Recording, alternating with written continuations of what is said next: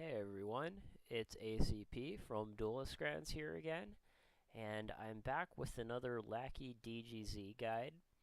So in the last video, I talked about how to install the program in the plugin. It wasn't too hard, so after you do that, of course you could start building a deck and jump right into some games, but what I would recommend is making sure that all of our preferences and settings are to your liking. So I'm going to go over those. So that's over here on this Preferences tab. Most of these will be okay by default. And first thing here you notice is we can set our name. So my name is ACP. Email and Skype, you don't really need to worry about unless you want your opponents to be able to contact you through email and Skype.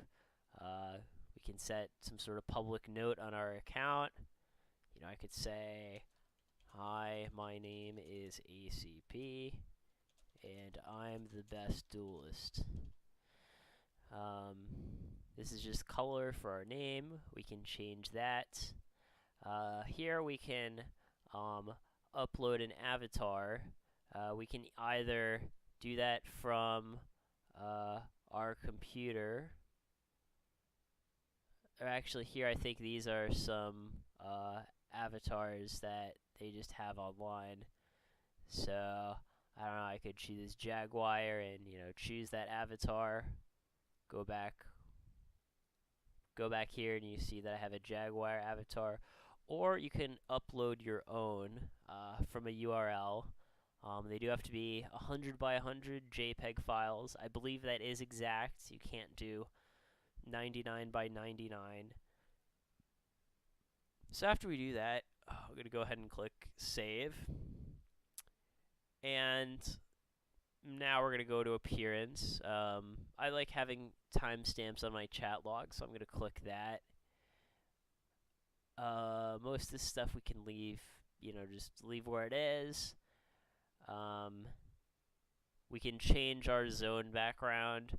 The one that I have by default is this, but say you are some sort of graphical design expert, you could make your own playmat and upload that instead.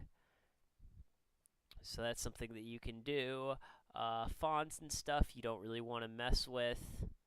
Again, everything here is fine. Probably want opponent's cards on the table to always face you, although if you want it to be more realistic, you can uncheck that. And here's one that I like to check here, which is always show card text over the card in the image viewer. That way, if it's a card with really tiny text, you don't have to squint to read it. It'll just show over the card, and I'll show you what that looks like in a sec. Everything else is fine. I'm going to click Save. And then now you'll see we've got this text that shows up here. So I can scroll over this. So if that's something you like, where the text appears at the top, you can leave that option. If you are more of a card art person, you want to see the full art, then you can leave that unchecked. Key bindings.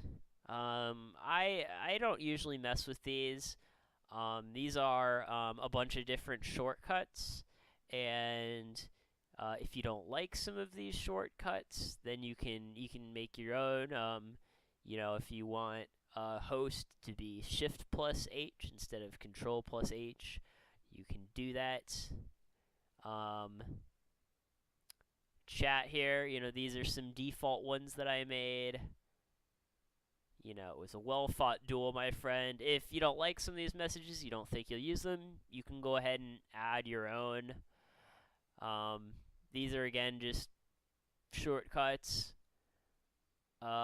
Skins, we don't really want to mess with that, but you can change the colors of the program here if you want. Sound, some people don't really like sounds. They find them annoying. So, for example, when the program launches, it'll say, "Welcome to Lackey." And if you don't want that sound to be there, we can uncheck it. If we want to know what it sounds like, we can test it. Yeah, and there it is. Performance, this isn't really anything that we need to mess with normally. And miscellaneous. If you're using a one-button mouse, you might want to check that, if you're on a Mac. The only thing that we do need to make sure that we check, and this is very important, is auto clear cards moved off the table. If you don't have this box checked, then, for example, if you have a face-down defense monster and you put it in your grave, it'll still be face-down defense in your grave, which you don't want. So if we check this, it'll automatically flip all cards face up, remove counters, and things like that. So, again, make sure you have this box checked. This is auto clear cards moved off the table. If you don't, it's not the end of the world, but it'll take a bunch of extra steps when you are putting cards in the graveyard, which is annoying. We all like things to be easy. So, that being said, that's our guide to the settings. Most of them aren't too important other than this auto clear cards moved off the table. If you have any questions about the settings, feel free to drop a comment below. And make sure you subscribe to the channel, as we are going to have more guides coming soon. Hope you guys enjoyed.